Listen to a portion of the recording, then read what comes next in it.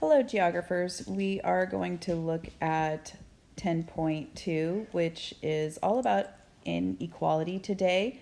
We're going to be looking at gender inequality as well as economic inequality. This is going to be within a country and also between countries in different regions in the same region. So we're going to look at how the countries around the world compare. So, how many of you feel like our country has some inequality? Like, possibly there's some really rich people and some really poor people. You may have noticed people wandering the streets with no home. You may have seen on TV some people who are wildly rich and have more money than they can ever spend. What is that within one nation? Well, it's called inequality. So, the UN also considers inequality when they look at HDI. So this is actually a separate meter that they're looking at. It's called the inequality adjusted HDI. So it's going a step further and accounting for the inequality within a country. It again is developed by the United Nations. It modifies the HDI to account for inequality. And I want you to think about what kind of inequalities might exist. So I talked to you about a really rich guy like Jeff Bezos and the homeless guy down the street. That's a type of inequality. Other types of inequality may be regional. There's some parts of the United States that are very poor, and because they are very poor, they struggle to provide good quality education. Because they struggle to provide good quality education, they have a really hard time advancing the people in their region to get better jobs, to change the situation they're in. So there are some regions within the United States that are really poor. So the inequality adjusted HDI accounts for those differences in regions. So when you think about what places have the greatest inequality, usually the less developed they are, the more inequality they're going to have. So the richer a country, generally the more income equality they have. We're going to find out that the United States is actually an exception to that rule. While we may have more equality than, let's say, South Africa, we may not have more inequality than other developed nations out there.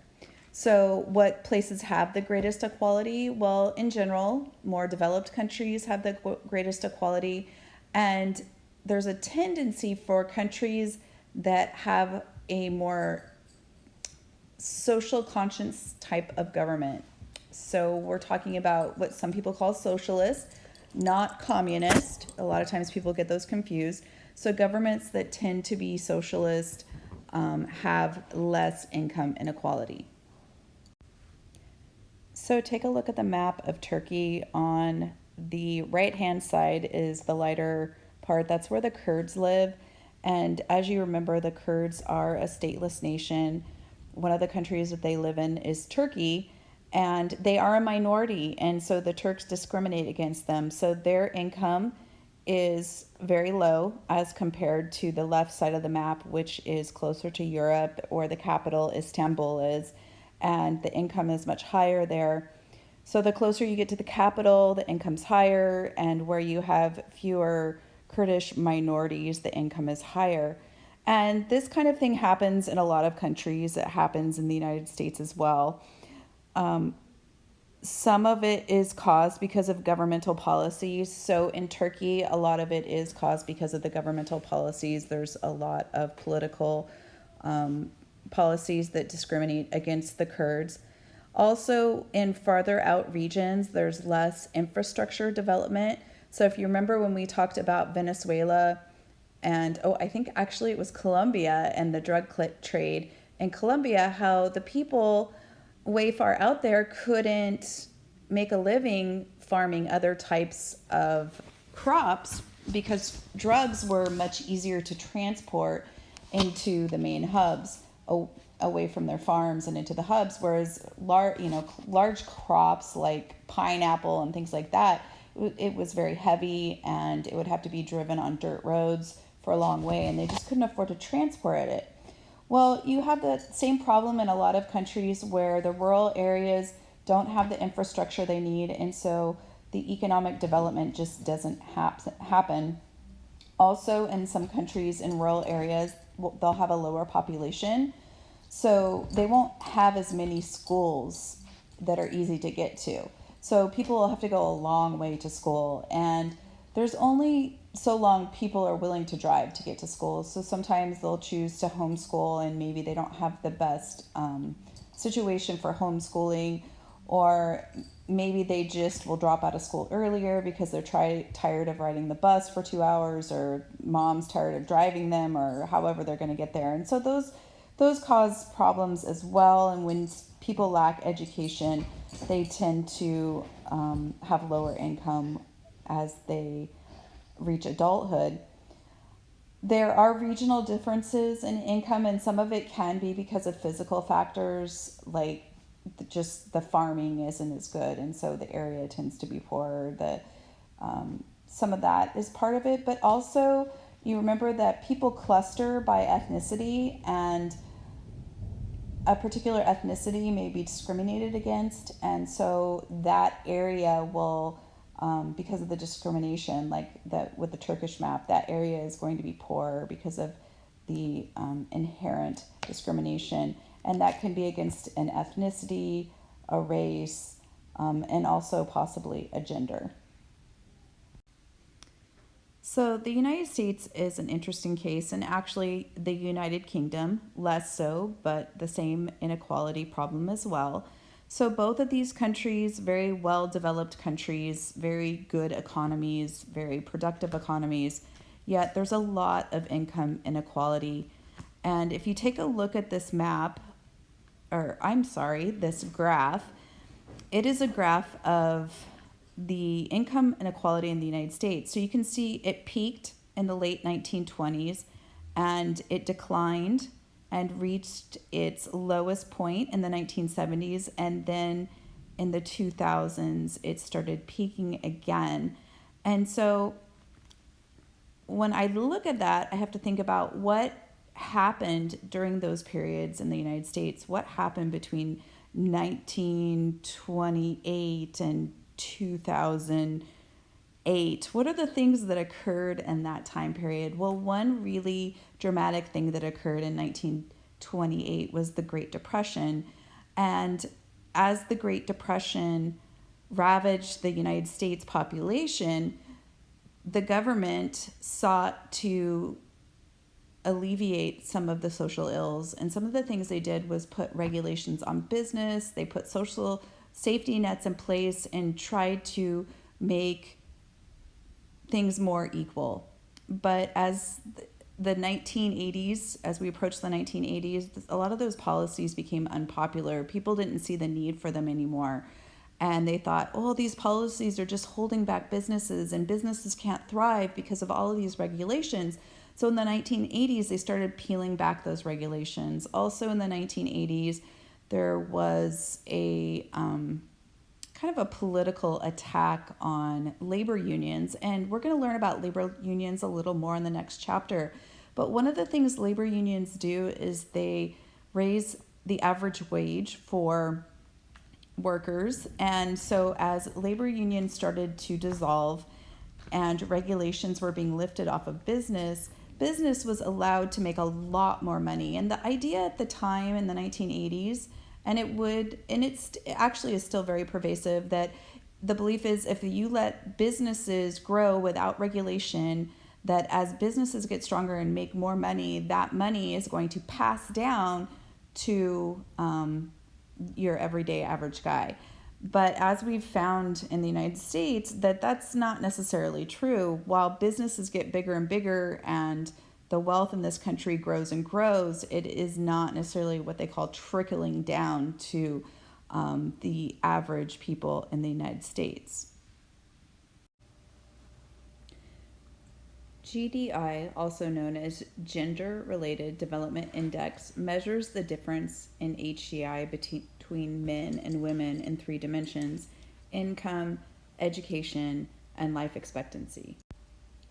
If you look at the map, you can see the same countries that have high HDI and in general low inequality of income also have high levels of gender related development index. So there definitely is a correlation between levels of development and equality among the genders. If all things were equal, men and women having the same life expectancy, income, and education, a country would have a score of 1. The worldwide score is 0.92. A developing country, the score is 0.9. And in a developed country, the score is 0.97. So very close to total equality, but not quite. We have found that education is the biggest driver behind increased life expectancy and income for women. Education and access to education is pretty much everything. So the more access women have to education, the more equality is gained across the board. This education is not just good for women, it also educates men that women should have the same opportunities and be treated equally. One more index, the Gender Inequality Index. This specifically measures women's access to reproductive health, empowerment, and the labor market. So generally, a direct correlation with HDI, again, MDCs have higher GII and LDCs have lower GII. Now, this can also, like all of the other measures, vary within a country. So regions may have lower gender inequality depending on the politics of the region or the policies that are enforced in the region with the local government. Overall, gender inequality is improving. There's less and less inequality all the time. It's definitely not a perfect world. We definitely need to continue to close the gap and made improvements, but most countries have made strides to close the gap. For example, Saudi Arabia last year allowed women to drive. So obviously there's going to be a lot of gender inequality in what women can access, not only the jobs that they can do, but also what they can access for reproductive health and how they can be taken care of. If a woman can drive, she's one step closer to being able to get a job. So therefore, it's going to lead to more opportunities in the labor force. It's going to lead to more empowerment. Now, with the case of the United States, we have a very high HDI. So when I wrote this, the book said we had the 5th highest, and we looked it up yesterday, and some people found out that we had the 13th highest. So we're not as high as we once were. But we still are much higher than our GII, so we don't have as much access to empowerment, to reproductive health as other developed countries. And one of the reasons is we have a much higher teen birth rate than other developed countries. We have higher rates of maternal mortality than other developed countries. And the percentage of women in the national legislature is lower than other MDCs. As of 2018, has this balance changed? So I want you to consider that. I want you to consider, since 2018, have more women been added to the United States legislature? So consider the Congress, consider the Senate, have more women been added? And I bet if you Google it, you will find out that more women, in fact, have been added.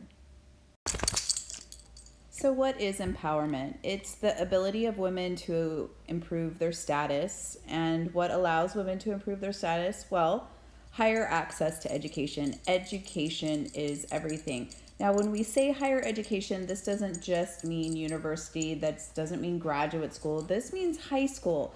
So to us, high school doesn't seem like higher education. But when you think worldwide, or you think throughout history, high school definitely is considered higher education.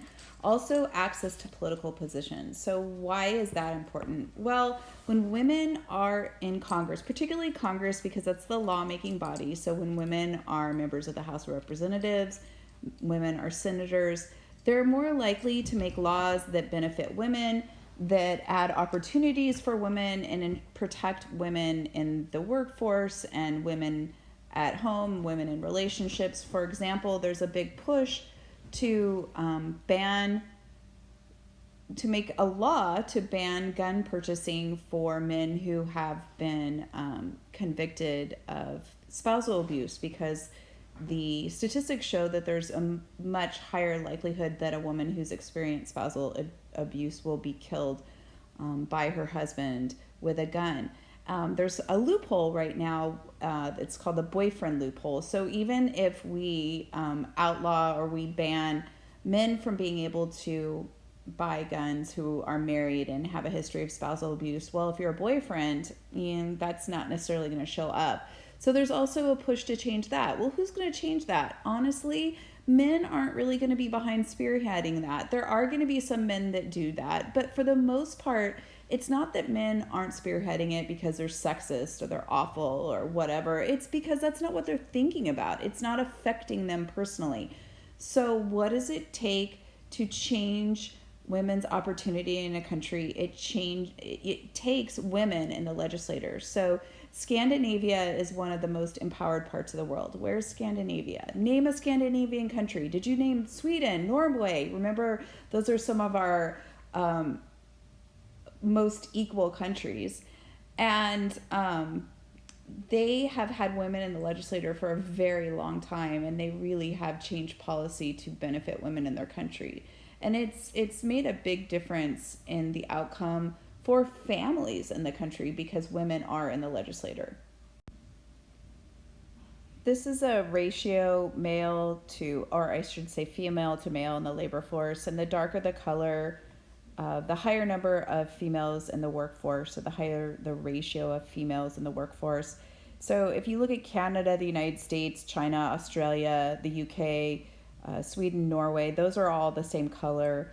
I don't have the legend on here, so that I don't know the exact numbers, but so they're pretty high. They're darker colors. But what's even darker, you see some of those African countries are really dark. And so why are they so dark?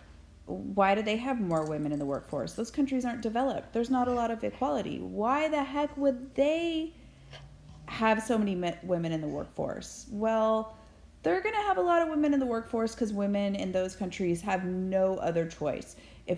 If everyone isn't out there hands-on working, there's not enough food to eat. And oftentimes in those countries, there's more likely that men die at a young age, and so they're leaving a wife and kids and a family to make it on their own. So women are going to have they're going to have no choice but to go into the workforce in those countries, and so that's why you will have a lot of women in the workforce there. Okay, I'm just going to talk a second about reproductive health because I do have a YouTube video I want you to watch on this. It's listed above the title. So Mr. Chavez, you're going to have to put that on for the kids. And it's about America's maternal mortality rate. So maternal mortality is the number of women who die in childbirth, and it's kind of hinky in the United States. We have pretty high maternal mortality rate. We're a very developed country. And women have a lot of access to a lot of things, but we have a pretty high maternal mortality rate. And a lot of this, again, goes to our regional inequalities that we have. We have some regions that are very poor, some regions that don't have access to a lot of things. Because some of it's because of politics, some of it's just because of poverty. And so you're going to have really high maternal mortality in those places. And our last slide is about the core and periphery. So this is also known as Wallerstein's world system theory. And why I'm bringing up the name Wallerstein's world system theory is a lot of times on the AP exams, they're going to use these guys' names, the guys who came up with the theory. I don't really like that. If I were making the exam, I wouldn't do that, but they will. So I want to point out his name as well. You could see core periphery theory or Wallerstein's world system theory. And the idea behind the Wallerstein's world system theory is that you have core economies like the United States, Australia, the UK, and you have periphery economies, and those economies The periphery economies are the ones that support the core. So there has been a change in this theory since Wallerstein wrote it. We've had added the semi-periphery where the countries are emerging, they're developing, they're getting closer to being core countries. But they're all intertwined, they all work together. And the periphery countries, you think about some of those periphery countries, what do they offer the core countries? So I showed you some clips. I'm thinking it was Uganda. They showed the extraction of the material that goes into the batteries for electric vehicles. And where were we getting it? We're getting it, I'm pretty sure it was Uganda. We're getting that out of Uganda, and there's a lot of child labor involved. And it's this very hands-on primary labor. So remember, primary labor is that like extracting things from the ground. So we have this primary labor involved. Are people in the United States doing that same type of extracting? Well, we have some, but it's not going to be the primary workforce. So you think about in a developing country, what are people doing? Most people are extracting something from the ground, whether it's diamonds or titanium or food. They're extracting something from the ground. And so those countries that are doing most of the extracting that end up supporting the core economies, providing raw materials, those are the periphery economies. And if you also think about colonialism, why did a lot of the European empires go into those countries? Well, they went into those countries and colonized those countries to extract raw materials. So they were taking from the periphery and they were bringing it back to the core, supporting the core. Well, what does the core do? The core often produces things that they ship back to the periphery. It's gotten to the point where the semi-periphery is actually doing most of the manufacturing. So today, the core economies are doing R&D, research and development. They're coming up with the ideas. They're doing the business plans. They're sending the components to the semi-periphery to be assembled. The semi-periphery will send them back to the core economies where consumers will purchase the goods. And then also some people, as much as they can, will purchase some things in the periphery economy as well.